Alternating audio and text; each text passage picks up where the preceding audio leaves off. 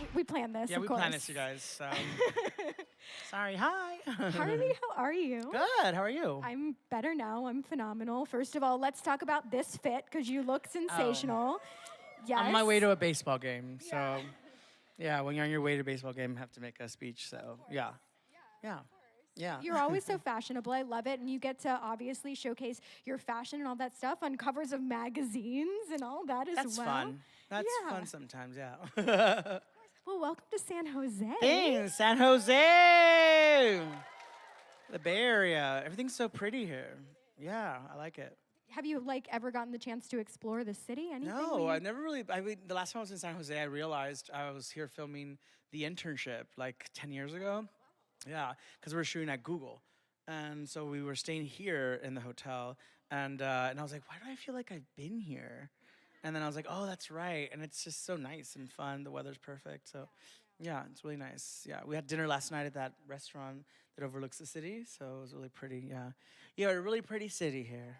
Yeah, thank you so much. Thank you guys for doing that for Harvey. Yeah, we just really for appreciate me. you. Thank you for your It did beautiful say skin. here for 75 years of this round. I was like, no, just for me. Thank It's you. all for you. That's really nice. Thank you. So I wanted to start by saying that What We Do in the Shadows, season 6, October 21st. This is, coming to the end of an era. I know, but it's okay because we're going to just watch it all the time on Hulu and everything. Repeat. I want to know, how do you want Guillermo to be remembered? Oh, that's a good question. I think I want Guillermo to be remembered as someone who never gave up.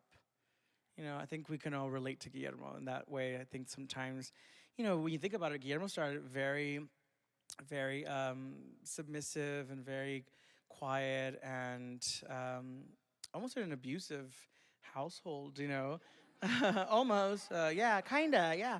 And I think he really grew into his own, and as the years went by and the seasons, we found out that sometimes you're more powerful than you think, and just being you. He had these aspirational dreams of being a vampire because he thought it would solve all his problems. The backstory that I give Guillermo is that he was bullied in school a lot for being different, and maybe to do with the idea that he was into musical theater, he was questioning sexuality, he came from a low-income family. These are all things that people always tell you those are like your strikes against you, but those aren't your strikes, they're always your strengths. What makes you different is your strength, not your weakness. And so, yeah. Yeah. So I really love that about Guillermo. So, I mean, what a character to play, just where he ends and where he's been. He's such a badass, and I think we forget how much of a badass each and every one of us is so let's remind ourselves about that. I want Guillermo to remind you that that's who you are. Yeah. Preach. And I mean, talk about, like you said, the evolution of a character from start, and then I guess we'll see how. But I'm just curious, how far in advance, did you get to read the script for the next season? Did they give you everything at once, or was it per episode? No, so the way that it happened was, if I'm giving you the tea. Spell it, sis. So Let's the go. tea, not real tea, of course, but we got the call that the show was ending pretty close to Christmas Eve. We were starting January 2nd, and truth be told, we had the scripts written for 6 and 7. So the show was intended to go to roughly 7, but because of the weird year that we had in Disney and the writer's strike, it threw everything off because we were off by a year. We hadn't worked in a year by the time we went back to production, so that threw everything off. And the show cost money. A lot of shows obviously cost money, but it threw everything off. And so they were like, oh man, how about we just do 6 seasons and we'll add an extra episode? So we'll do 11 episodes instead of 10. And we were like, what? Because it was Christmas Eve and we're getting the bad news. And we're like, are you kidding? We thought it was a joke. And then the joke was real. And we're like, no. Because we were actually okay to wrap after 5. I think Guillermo's arc at 5 wraps up. And we're like, that's it. Where do we go from here? And I think Kristen Shaw always makes fun. Where do we go from Guillermo wanting to be a vampire, I love her voice. And it's just she was right. Where do we go with him? Because he's been wanting this so bad, and then he gets it. Spoiler if you haven't seen season 5. Get out. But you haven't, he gets what he wants, and it's not meant for him. Sometimes we want something so bad, we think it would change everything. You know, like if I just get into this school, if I just get that job, if I just, make him my boyfriend, make her my girlfriend, but like it'll change everything. Change doesn't start with the materialistic things or the tangible things around you. Change starts with you. So the change that Guillermo realized was that he's not meant for that. He's not meant to be a killer. Like he hates every time he goes and finds a victim for his master. He hates doing that. He never takes pleasure in that. A vampire is relentless. They never relent, and they will kill because it's part of their, what they do day to day. He can't do that. It's squeamish for him. And so that's when we saw that Guillermo was very pure of heart, So he's more on the other side. And he's a Van Helsing to top it off. So it's like, geez, this guy can catch a break. he can't kill naturally to drain blood, and he hates killing naturally to protect vampires and to kill vampires, So I feel like the last season, we go in a different direction. We go somewhere fresh, and what that entails is really, really funny. Oh, that's so exciting. Yeah. It's not too far away. October's like right around the corner. Like around the corner. I mean, Like, it's basically New Year's, you guys. Like Merry Christmas. Like, oh my God, thank you. Happy Hanukkah. Happy all that Hanukkah, stuff all too. that. Yeah. Obviously, like between that show and other roles you've played, let's say Blue Beetle, you've worked with some. We can woo and clap here, Yeah, guys. I love Blue and Beetle. we should. You've worked with some incredible ensembles, so I wanted to know what's the key to like creating this incredible on-screen chemistry that you have with your co-stars. I think for me, every cast I've been with, I've been very lucky, and I make really good lifelong friends. Like Kayvon and I are like besties. I just talked to him yesterday, and it's hard because sometimes you hit it off with someone, and sometimes you don't, and that's okay. I always say, when you walk into a room, not everyone's gonna like you. And that's okay. When I walk into a room, it's like I'm walking in with a tray of dessert, after dinner at a restaurant. And dessert is not for everyone. Like some people aren't having sugar. Some people are not like taking dessert. Some people are too full. Like that's fine. Not for everyone. Don't waste your time trying to convince someone at one table that they want dessert. Don't waste your time. Keep rolling. Like just like, hey, want some dessert? And they're like, I don't know. Okay, then keep going. Don't waste your time, because by the time you wasted an hour trying to convince one table that they want dessert, there's 4 tables waiting for you. They're like, come on, I'm waiting for the pie, I'm waiting for that cupcake, That's the way I see, like, when you go into a set, you bring yourself as like a dessert tray. It's like, you're gonna be yourself and people are gonna like you or they're not, and that's okay. And if you become lifelong friends because you become addicted to sugar, that's fine too. But if you don't, then don't waste your time. There's always someone out there who has a sweet tooth. Yeah, and I think we like dessert, so like, yes, we do.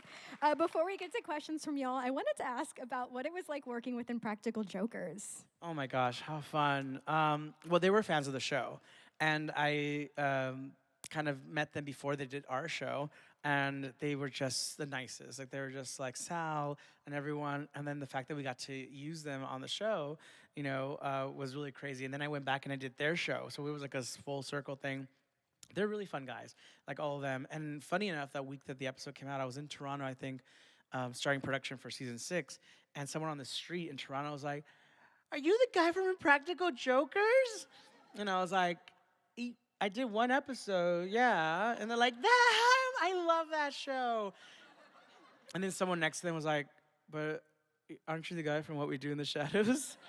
And the girl looked at him like, "What?" "No, Impractical Jokers. I'm sorry, my friend's an idiot." And I was like, "No, they're right. I'm on that show too." "Oh, I don't like scary stuff." I was like, "Okay, I'm gonna go in my cab now." So it's funny because you're always something to someone, and like to them it means the world, Like they're like, "I love that show," or a podcast. Like someone came up to me and is like, "Were you in Las Culturistas with Bo and Yang?" And I was like, "Yeah." And it's always funny because they love something, that's what's for them. And then if you kind of peek into that world, you become part of that, like, obsession. Like, they're like, I love that show, I love that movie, but they have no idea that you might be doing something else that their friends or family might be into. I always like the idea that I could be in one household, and you could have like a family with kids, a wife, and or husband or whatnot, and kids, and the kids are watching like Mickey Mouse Funhouse. The adults are watching like this other show, like a teenager's watching like Blue Beetle. Everyone in the household has something to watch. Like, they're like, but they all like me for something else. Like, it'd be like, she loves you as Perrito, blah, blah, It's like, well, he likes you as Nightwing, in Harley Quinn, or my husband loves you from Reacher, and it's just like, oh. One time it was a family that came up, they're like, we love you and what we do in the shadows. And I was like, we watch as a family. And I looked over and it was like a 4-year-old. And I was like, what? He's like, we love it. And I was like, well, no, they don't watch it because they're too young. No, they do. And I was like, I don't want to tell you how to be a parent, but I don't know how to finish that sentence. They're probably just a really cool kid now. Yeah, they're cool. Yeah, cool kids. I'm not like other kids. I'm a cool kid. Yeah. I love it. All right, so like I mentioned, we do have a microphone. I see your hand up. You can just come right down to the mic. We'll start with you. What's your name? What's your question? Hi, my name is JT, and this is this is a really quick question. So I know that while you're working on what we do in Shells, you're working on what is most people usually refer to as mockumentary, and usually on these types of programs or series, like kind of like what you did back when you were working on that one episode of documentary now, Guang like chicken and rice and stuff. I know that there's usually a lot of improvisation used, especially when shooting this kind of stuff. So were there any moments where you found yourself improvising while working on what we do in the Shells? Yeah, a lot. So documentary now was my first improv mockumentary kind of style that I did. We shot that in Colombia. Colombia. And that was the first time I ever did a mockumentary style show, and I really liked it. I've always been a fan. I grew up watching like Waiting for Guffman, like those. Woo, yay, Waiting for Guffman. Best in Show, For Your Consideration. I loved all those. Like, they were all mockumentaries, and people forget. Those are, if you haven't seen those films, I mean, you saw the film, but if you haven't seen the film, you should definitely check those films out. They're very much on brand, and like, Catherine O'Hara. There's like so many people. Eugene Levy is in them. These are great, like classic mockumentaries that you should be watching, because I grew up watching those. And so doing the show, I had already been like trained into seeing that cool world. So I love the idea when we get to improvise, because that's what the best stuff comes out of. And the show is 50% scripted and 50% improvised. All right, thank you. Good question. Hello. What's your name? Hi, my name is Harrison, and I wanted to ask this question to you, Harvey, from my friend Julian from Argentina. From Argentina. Yeah, and his question is, how was it like filming the steak scene in Exit Interview? Because your scenes with Kayvon are usually always so funny. Was it difficult to film that one with it being so serious? Yeah, I remember shooting that scene and being really like emotional because, there's anything I do with Kayvon is always really funny and really fun, and it's rare that we get into like any kind of like, except when like he steals my boyfriend. Remember that season? So I remember doing a scene with him, and he didn't even like doing the scene because he's like, oh man, I don't like it when you're mad at me. I don't feel good. And it's because there was a scene where like I'm telling him, I was like, I've never had a boyfriend. He's like, I've never asked for anything, and the one time I have something that's mine, you take it away from me. It's like that moment of like, how could you? I've never asked for anything from you. I've never taken anything. I've given you everything you want. And the one time I have something that's mine, the one time that I find love, you are so jealous. You take it away from me. And that was such an emotional scene to shoot. Because imagine telling your friend that, telling your best friend, someone's supposed to look after you.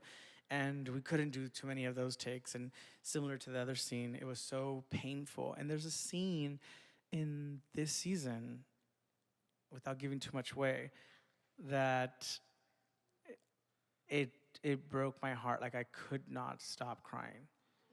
I could not. And the makeup artist would come, and she started crying.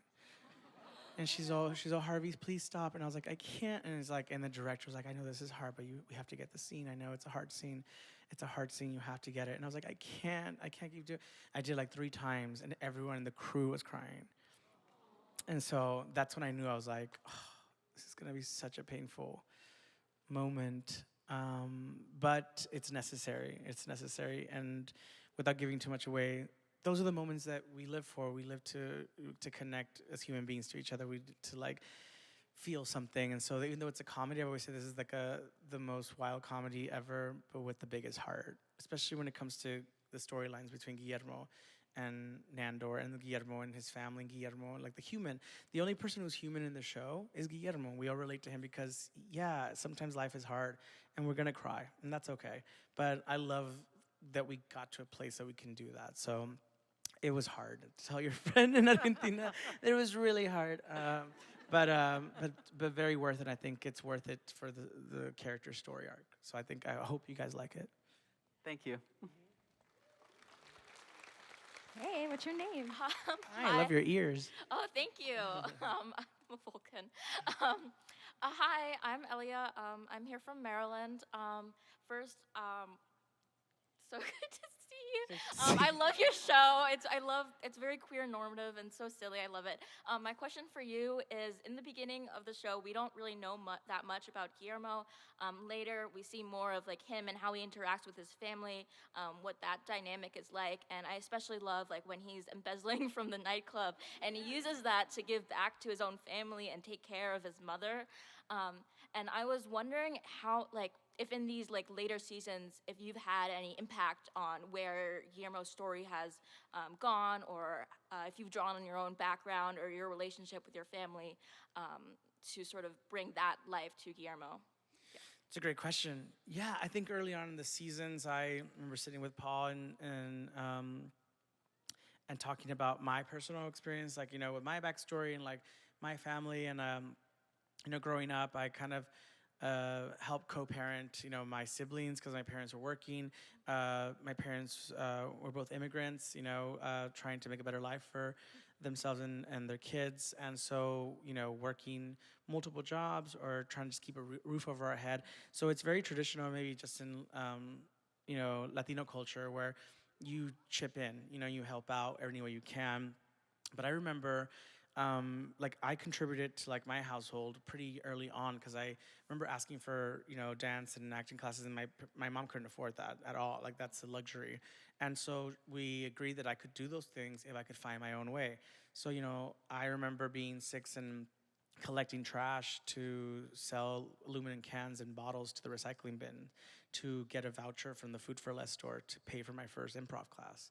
So I remember that if you want something bad enough, you can do it. There's nothing standing your way. There's no, especially my mom like would say, it's like, you can do whatever you want. This is America, you know?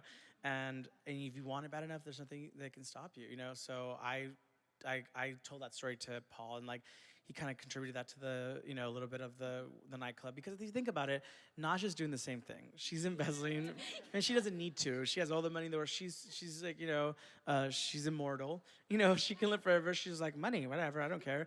There's a club, whatever. But for Guillermo, the stakes are high, like really high. His mom is a single mom. You know, they're not well off. So he provides for her, you know? So I really love that idea, because sometimes it's like that Robin Hood effect. You're stealing from the rich to give to the poor, you know? So is it justified? It's a little more justified, I think, when it's done with this, like, you know, good thought behind it, you know? Stealing is not right, but when it's done with that intention, it's a little bit softer of a blow when, like, you know, when thinking about it.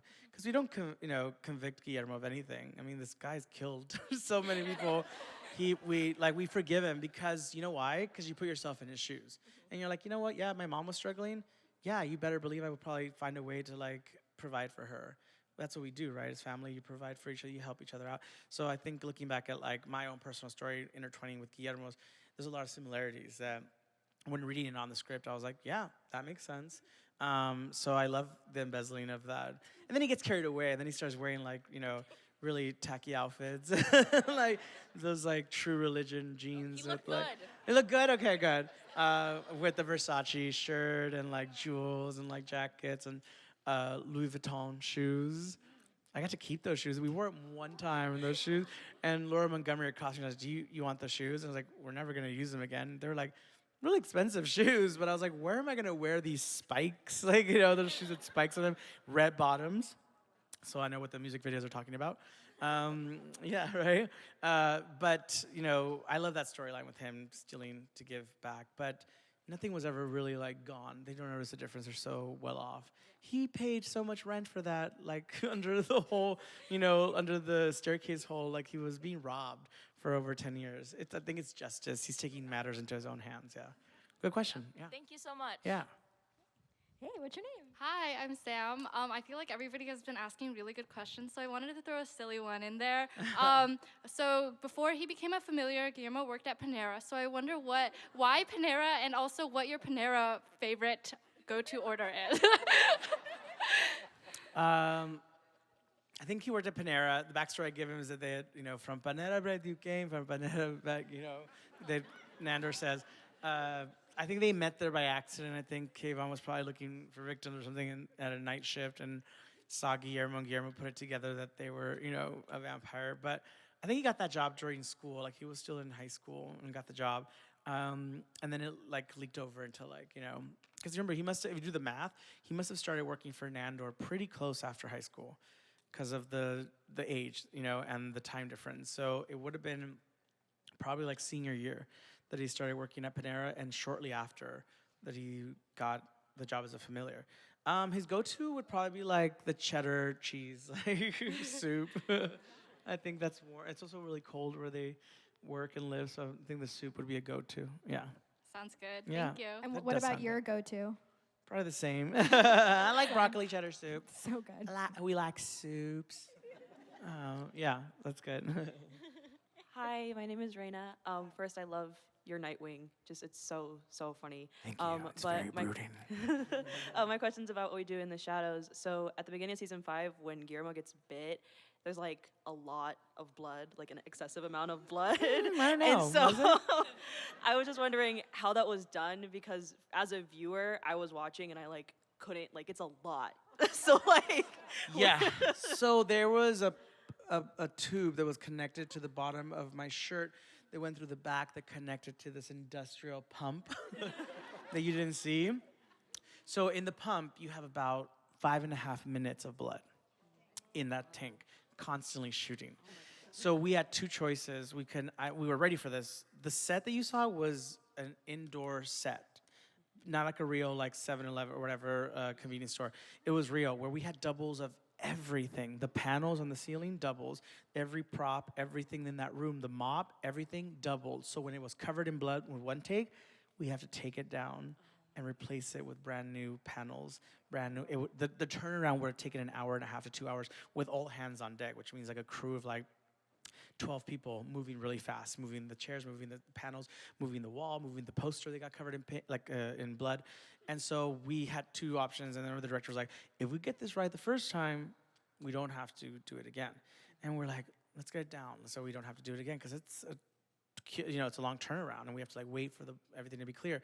So me and Derek, or the character of Derek, were together, and we were like, let's just do it. And we just had fun with it. There was so much footage, because we were in that blood for 5.5, 6 minutes. We were slip and sliding on the blood. We were dancing on the blood. We were like, it's like literally there was a moment where we were just dancing, holding hands, and we're just spinning in the blood, just like a cartoon. And then when you see it on the show, it's a lot of blood, but it's what, 20 seconds? It's not that long. It's like 20 seconds, and we had footage for like 6 minutes.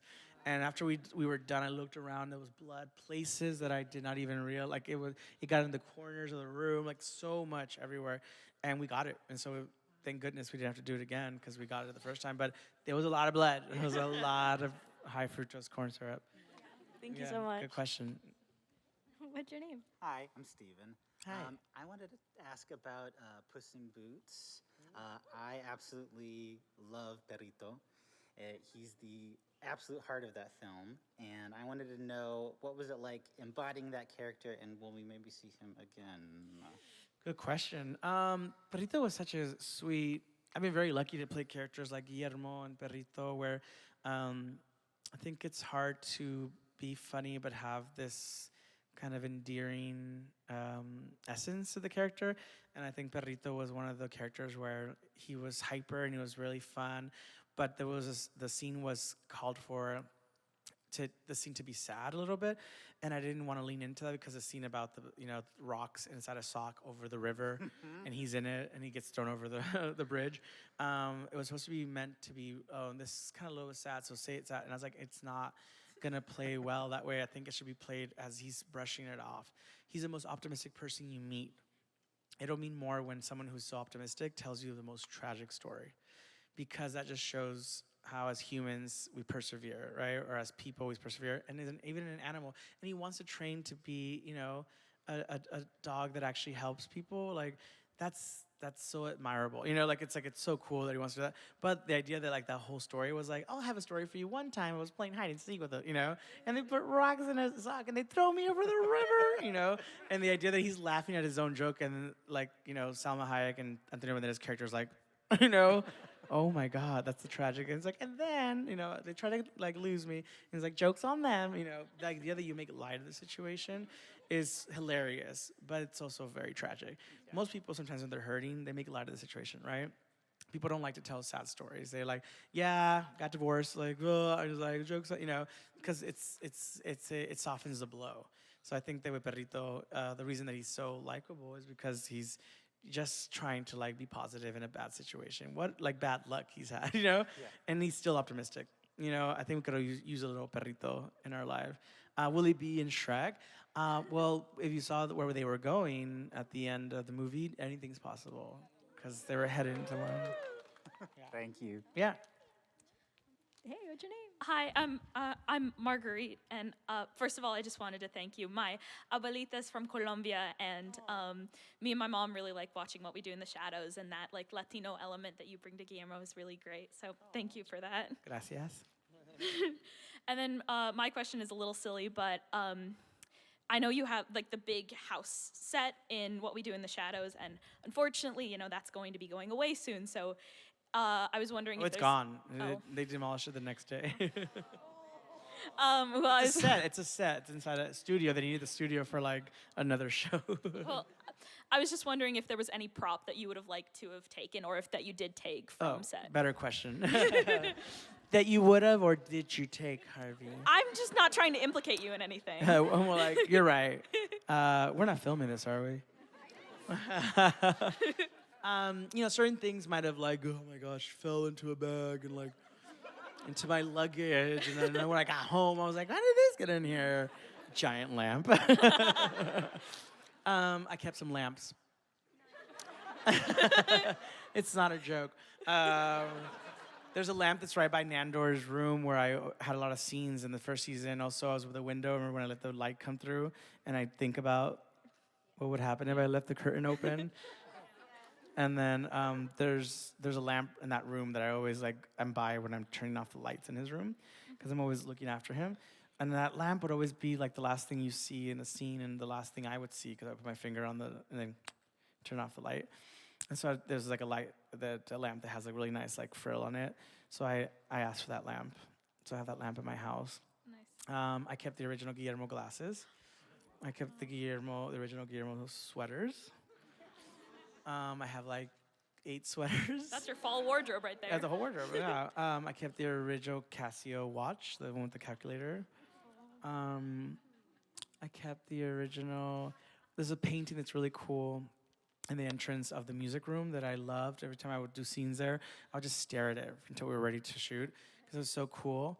I asked if I could keep that, and they said, yeah, and I got that. I got a lot of stuff. But the one that I really wanted was this lamp on the foyer when you come into the house. But Yana, our director, wanted that lamp, and she called first dibs, and she got it. And I was like, oh, I really want that. But she rightfully so deserves it. I think Matt got the carpet. When you walk in, the carpet walks in the floor.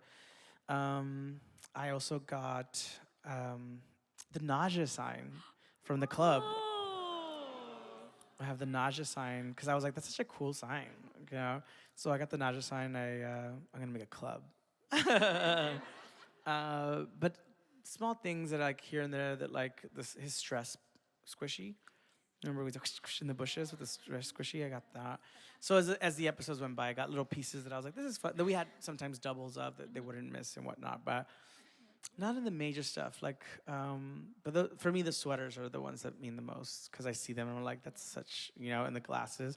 So I have all the pieces that made Guillermo. He was a simple man. Sweater, glasses, watch, pants and shoes, and he's ready to go, And the Louis Vuitton. And the Louis Vuitton, don't forget, I'm a simple man. Louis Vuittons. And his Van Helsing blood-drenched coat. With the, I got a lot. You're not filming this, are you? Yeah, good question. Thank you so much. My mom really likes you, but she can never remember your name, so every time she's like, it's Guillermo. So I just thought you should know. Tell her, no, it's not. It's Harvey. Thank you. Okay. Hey, what's your name? I get that a lot, too. People are always like, Guillermo, or they yell it, and I'm like, that's not my name. Gizmo, too, or no? The Gizmo, Guillermo. But the thing is, like, they yell it, like, come on, turn around. And it's like, that's not my name, though, Because if I start turning around for times with Guillermo, also, like, sometimes with my family, like, we're somewhere, and they just do it to see if it is me. They're like, is that him? Because I hear them. It's like, Guillermo! And I'm like, I'm not going to turn around, But if they say Harvey, and we're like, oh, call me by my name. Call me by my name, coming this fall. Hi, my name is Aziz. No, it's not. It's Guillermo. Yeah, Guillermo. Yeah, of course. Yeah. See what I mean? From Santa Cruz, California.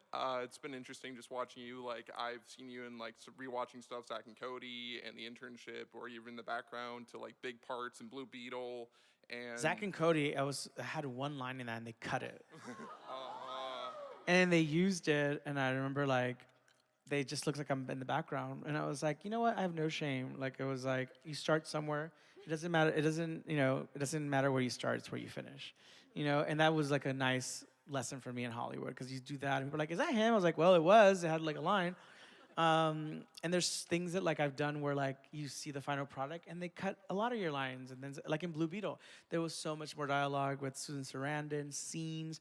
But then the studio was like, it's really dark. And we're like, well, I think Susan's the villain, so it would make sense it's dark. But it's really dark. And I was like, okay, we're going to cut it, And then you don't see your scenes on screen, but the way they edit it, you're like, that makes sense now. But good eye. Yeah, keep going. One of my favorite characters is Pito from Puss in Boots. I remember there's a scene where he's talking to Goldilocks, and you just hear a bunch of unnecessary beeps. I was curious. I'll do them for you now. What does Pito actually say? He's definitely cursing. Like, it's literally, he's saying F-bombs, B-word, like, everything. And then the director's like, keep going. And I was like, how? It's been 5 minutes. And he's like, yeah, keep going. And they wanted that because they wanted to catch the end of it. And it's like, you mother, it's just like that. They wanted to hear the beginning and the ends of the bad words. So that's why they can go, beep, beep, beep, beep, beep, beep, beep, beep, beep, beep, son of a beep, beep, beep, beep, beep, beep, so they wanted all of those because they could hear just enough of the, sound of the word that it could be like, I know what he said. But everyone asked that question because it was very hard, and I had to do it, and profanities for like 10 minutes straight. But I'm glad you liked it. I know for sure. I'm not trying to get you canceled from your own panel by literally swearing. Yeah, go F yourself. Great question. Good question. Thank you. All right, we got about 10 minutes left. What's your name? Hi, I'm Katarina. Hi, Harvey. Hi. I have a question. I'm very sad that you guys are ending What We Do in the Shadows. I know that it started with the movie. It became a TV series. So my question to you is, will there be a What We Do in the Shadows TV movie? I mean, good question. I mean, I think, I don't know. I mean, everything's coming back. And you also remember, we haven't even aired the last season, So people are like, is there going to be a movie? It's like, you don't even know how the season ends.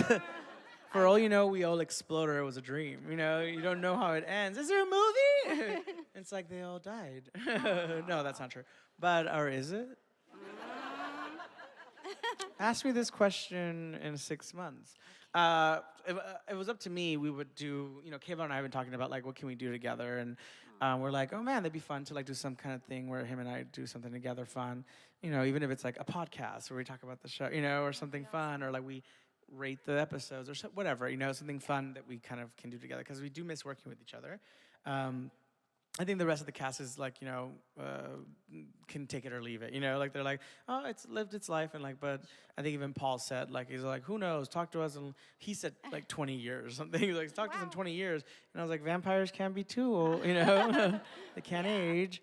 So I don't know. For me, it's like I'm always up. I love this show, and I love the fans who have like stayed by us. So I would definitely do it. You know, definitely something in a heartbeat. Awesome. Yeah.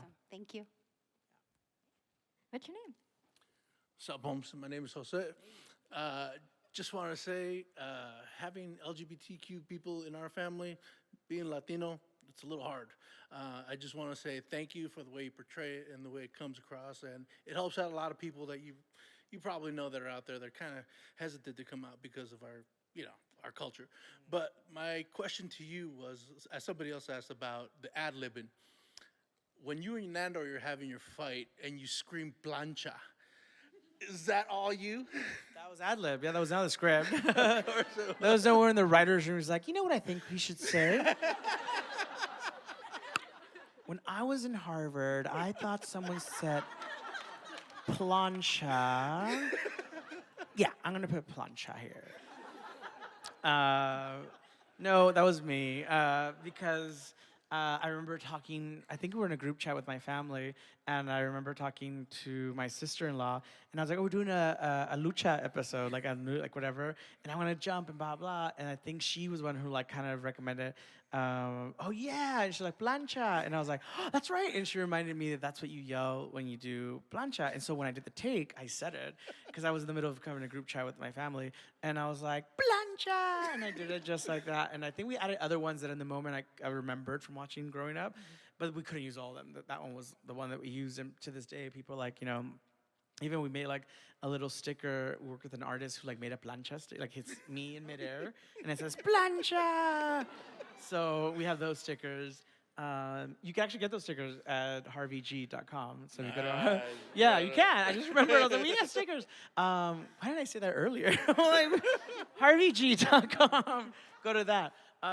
But it's nice to improvise, and it's nice to do stuff that's part of the culture, and I know that's really hard, especially in Latino culture, to come out and like the idea of being queer. So I like that my character gets to do a little bit of a buffer. So people have come up to us and be like, I'm Latino, blah blah. I'm really like old school and like blah blah. But like watching you, like I guess it's okay if my cousin is. I was like, yeah, it should be okay. It should be okay.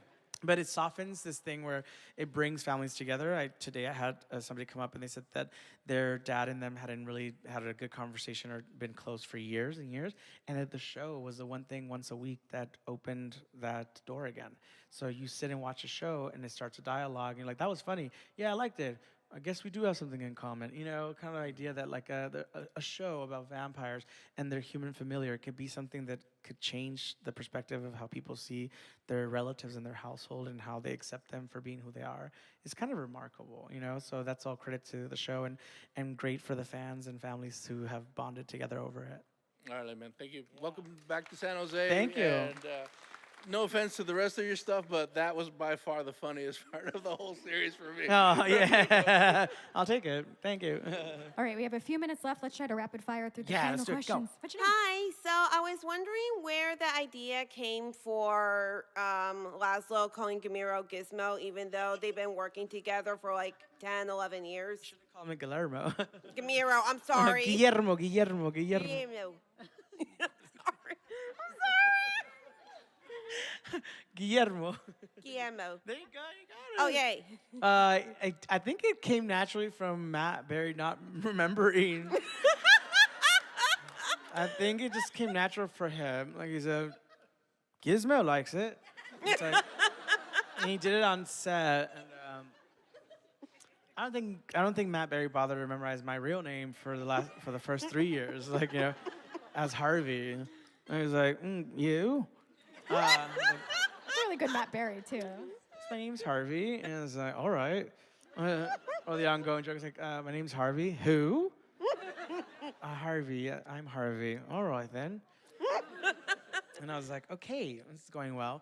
But I think it was that, and I think the joke was that he never remembers his name because if you think about it, if he even bothered to memorize his familiar's name, you would have never left him into the house or let him into the house because his last name is De La Cruz, which translates to of the cross. Even if you say, now she got whoa, Van Hel. Learning things. 4 people injured today when someone realized Van Helsing. So that's why they would have never left him in the house. But they didn't bother to memorize his name. They barely got Guillermo, and then not at all his last name, Guillermo Buermo. They don't even know his last name because if they did, saying his last name would burn their tongue, literally burn their tongue. And that's the joke. They remember being in a household working for someone for so long that no one ever said your last name because they don't know that the word cross is in it. So yeah, there you go. All right, thank you. Thank you. All right, we got a rapid fire, so we Rapid can fire, take go, a go, go. picture right after. Go ahead. What's your name? What's your question? I'm Jasmine, and I watch your show with my Mexican family. Aw. And I just want to say that I'm really grateful for your Latinx representation in media. And my question for you is there anything from the Latinx community that are you excited or wanna represent in the future in any of your roles? Yeah, I was thinking about this. I want to do like a biopic, and I want to play like Juan Gabriel. Right? I was like, I want to play Juan Gabriel, so I'm starting to look into that and maybe possibility because I see such a great story there, and also he had to live a private life because in the culture they didn't allow him to be queer. He was a heartthrob and he was an artist, and people knew, and his famously has been quoted to say, "Lo que se mira no se pregunta." Because people would always ask, are you queer? Do you like that? And then he's like, "Lo que se mira," which translates to what you can see. There's no need to ask. Which is what, he lived his life that way. It's that you know, I don't need to say it. But I think there's sadness there, There's a tragedy there that's, there's a veil that we need to lift, and I would love to play something like that. I already played George Santos, which is on Colbert, but I would love to do that and to play more characters that tell the story of, our Latinx community, and would love to do that. Yeah, thank you very much. Thank you, that's so sweet. Thanks for sharing that. All right, we got a It's minute my left. prima. All right, go Hola, ahead. primo. Really quick, my name is Josefina. Again, are we going to see more of Guillermo's family in season 6? We have references to the family in season 6 because of the nature of where they're going. We won't have access to them as much, unfortunately, I think, but you do have references to them. But there's throwbacks to them. Yeah. Thank you so much. Thank you. All right, what's your name? What's your question? My name is Yvette, and I hope you get to play Juanga because I envision Yeah. it now. And then Blue Beetle question: what did you possibly hypothetically take from that set? Because I love your entire character, and when you said your name wasn't Sanchez, I have a long name, so. I also threw in my name is De La Cruz, Yes. so he's related to Guillermo. Yeah. So in that The world, connection. he is related to Guillermo. Those two people are related, by the way. The director loved the idea. Really quickly, I stole, hypothetically, Harvey Guillen, thief. I stole a cord pin, from Cord Enterprises, the little cord pin. That's because I was wearing it in my uniform. There's not much that he was wearing, so I took that. But I take a little bit of something from every character. Yeah, there you go. Thank you. Okay, we'll get to this last question because we want to get it right. Last question. What's your name? Hi, I'm Tate. I Hi. just wanted to ask, since Guillermo is technically a vampire now, do you think that he'd ever be comfortable having a familiar himself? Well, Being a familiar? He was a vampire for a short period of time, but Yeah. I think that Guillermo's so he would helicopter over whoever, and it's like, you're not doing it right. He's just that person. So I think he wouldn't feel comfortable with that. But where he's going in this next season, without giving too much away, things shift, and sometimes you might have seen Guillermo in a certain light, but maybe he's meant to be in a different position. Okay, thank you. Interesting. Well, this Yeah. has been such a joy. Yeah, thank you. Come down to our booth and say hi. Or if you want to look at the fun merch that we've created, go to harveyg.com, and we have a shop there that you can look at. Plancha! If it's okay, why don't we take a big group picture? Big picture, yeah. Let's do it. all, you can come up to the stage, just not on the stage.